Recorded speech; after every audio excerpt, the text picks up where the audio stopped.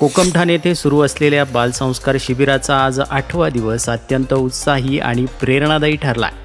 शिबिरात सहभागी झालेल्या बालकांनी विविध शैक्षणिक, सांस्कृतिक आणि नैतिक उपक्रमांमध्ये सहभाग नोंदवला। आजच्या दिवसाची सुरुवात प्रार्थना आणि योग अभ्यासाने झाली। त्यानंतर शिबिरार्थींना कर्तव्यनिष्ठ नागरिक कसा व्हावा या अनुषंगाने मार्गदर्शन करण्यात आले। यामुळे मुलांना आपल्या जबाबदाऱ्या समजतात आणि समाजासाठी काहीतरी सकारात्मक करण्याची प्रेरणा मिळते। शिबिरातील विद्यार्थी आपल्या नव्या मित्रांमध्ये अत्यंत आनंदात वाढदिवस साजरा करताना दिसून आलेत।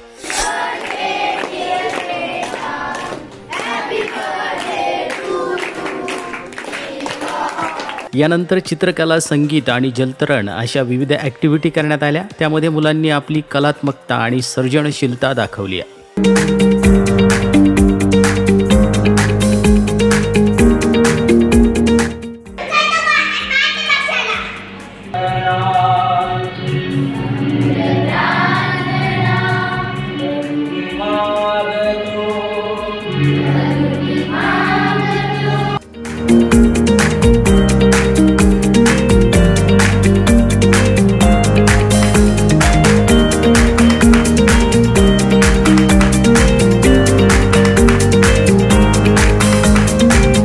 कालच शिबिराच्या दुसऱ्या टप्प्याचे विद्यार्थी संकुलात दाखल झाले असून त्यांचं संकुलाच्या प्रथेप्रमाणे स्वागत करण्यात आलंय।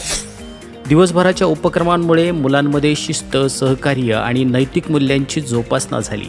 शिबिराचे आयोजक, शिक्षक आणि पालक यांच्याकडून उत्तम प्रतिसाद मिळाला असून उर्वरित दिवसांबाबत उत्सुकता वाढली आहे। सध्या विद्यार्थ्यांचा वाचन उपक्रम जोरात सुरू असून त्यांना वाचनाची गोडी लागते।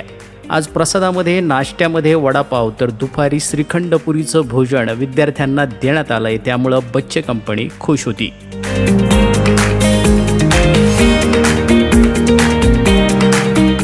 सायंकाळ सत्रात त्यांना IPL लाईव्ह क्रिकेट सामना दाखवण्यात आला आहे।